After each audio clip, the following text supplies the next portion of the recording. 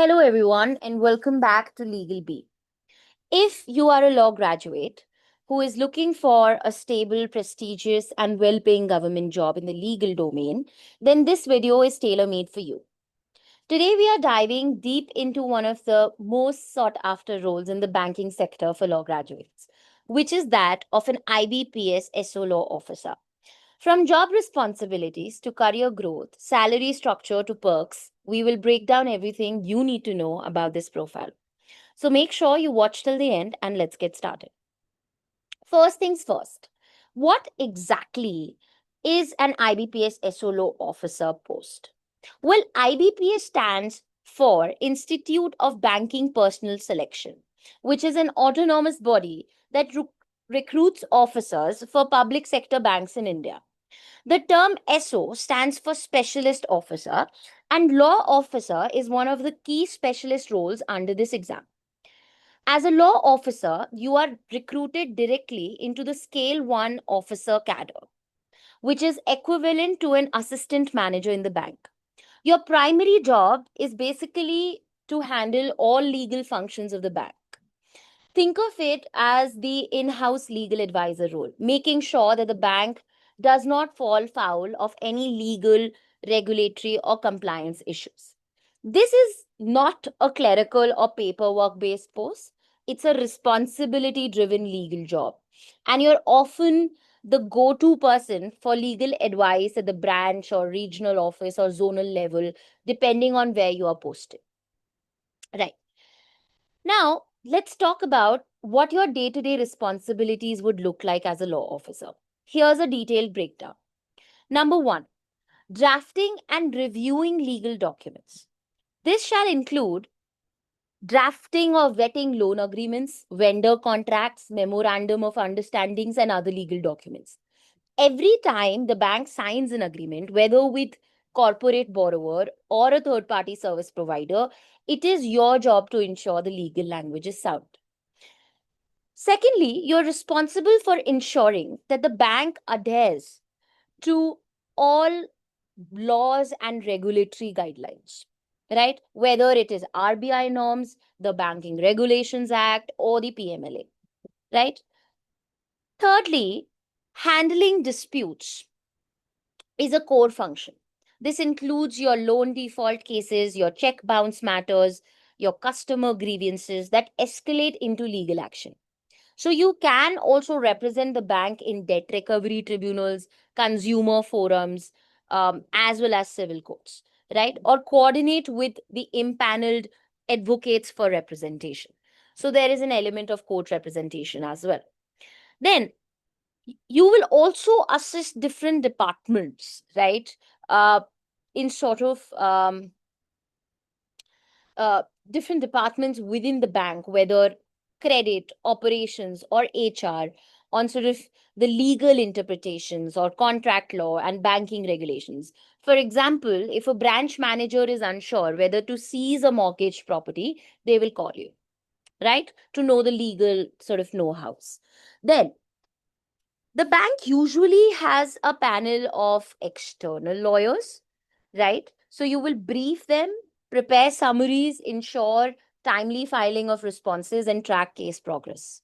Now, from time to time, you can be asked to conduct internal training sessions, right? For branch staff on legal compliance, especially for newly rolled out schemes or changes in the law. So it is a powerful blend of desk work as well as field responsibility. You will need a solid legal knowledge, attention to detail, and a proactive mindset to handle real time issues. Right now, let's talk about what the future looks like once you join. So you start off as a law officer at scale 1 level, but promotions in public sector banks are again, they are performance based and they are time bound. But the typical growth path looks like you'll start off as a scale 1 law officer, then you will become a manager.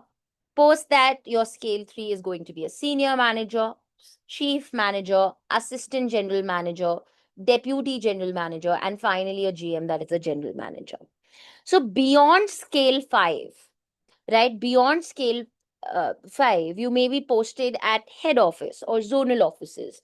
and you could eventually be part of policy making or, strategic legal cells.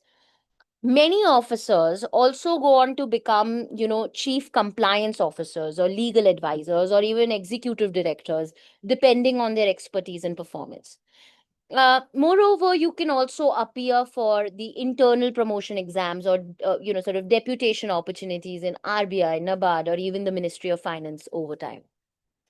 So that is what your career growth or promotion path looks like. Then let's now address the million rupee question. How much will you earn? As of 2025, the starting salary of an IBPS SO Law Officer Scale 1 is approximately, the basic pay is 48,450. Additionally, all the benefits, including the DA, HRA, special allowance, etc., they will sort of account for 15,000 to 18,000 depending upon the location, right? So your gross salary, right, falls in the range of somewhere between 60,000 to 65,000 per month. But that's not all. Annual CTC, that is your cost to company, is around 10 lakhs to 11 lakhs per annum. This also, of course, includes your allowances and benefits. What are some perks and benefits which are given here? So there is medical, right? Then there is pension, that is as per the new pension scheme. Then you also get leave travel concession.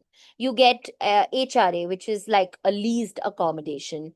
Then you will also get books and newspaper allowances. You will get city compensatory allowance. You will get, and obviously there is also going to be annual increments. That means you will have increments every year and promotional hikes as well every few years. So it is one of the most financial stable careers for young law graduates, especially if you're looking for low risk plus, high job security. Now, you might be wondering, why choose the IBPS law officer role over litigation or corporate law? Here's why. Number one, job stability. This is a permanent government job with post retirement benefits, right? And zero risk of layoffs, right? Secondly, legal exposure, right? You will get exposure to diverse legal issues, as well as you will also get knowledge in terms of banking operations. So you're not just stuck behind paperwork, you engage with the real world banking operations while applying your legal skills every day, right? Third, a work life balance. Unlike corporate jobs with 12-hour shifts, bank jobs offer fixed working hours and ample casual and earned leaves, a big plus, especially for women candidates. Then you have nationwide posting and transfer scope, right?